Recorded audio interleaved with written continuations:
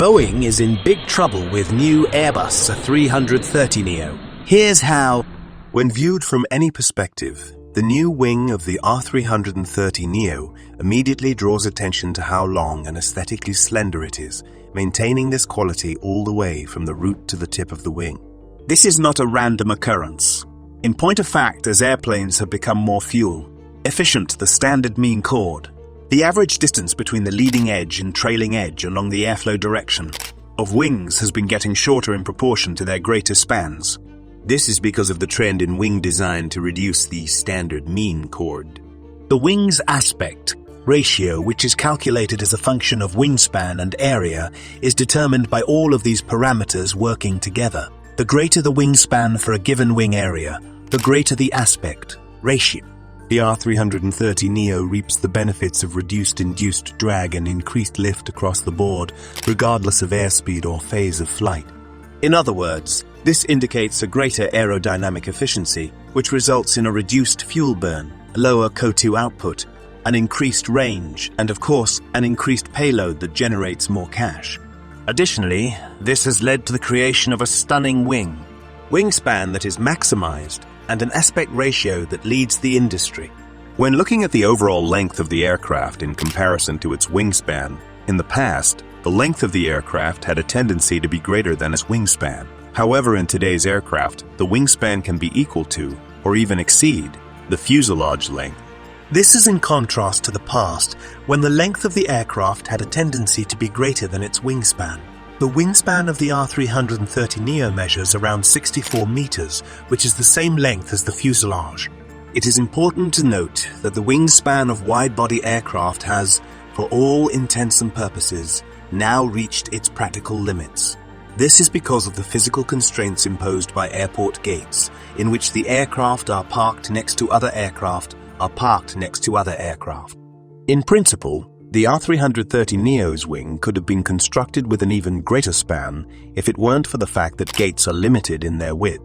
Despite this, the team of designers working on the Airbus project in Filton, United Kingdom, was able to achieve an extremely remarkable aspect ratio, reaching a record value of approximately 11.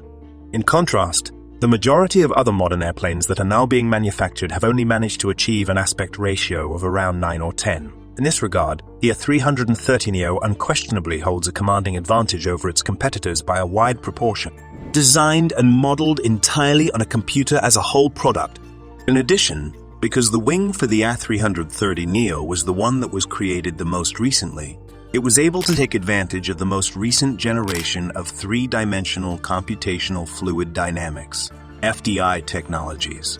These have allowed for very fine adjustment of the wing twist so that the airflow's angle of incidence is optimum at every position along the span from root to tip, even when the wing gently rotates while naturally bending in flight. This is because the airflow's angle of incidence is optimized at every point along the span from the root to the tip.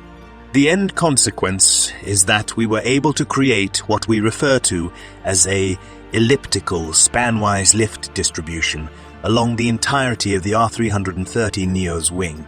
In addition, the composite belly fairing and the new big engine nacelle were modeled in 3D for the safety analysis, which was done to include these components. As a result of this, all of the wing's aerodynamic and aeroelastic characteristics have been modeled and optimized as a single package. This is a practice that Airbus had pioneered with the development of the wing for their A350 aircraft, the most recent iteration of technology designed to improve wingtip performance. The wingtips of the A330neo have an upward curving and swept-back design, which is comparable to what we see on the A350. This brings up another point to consider.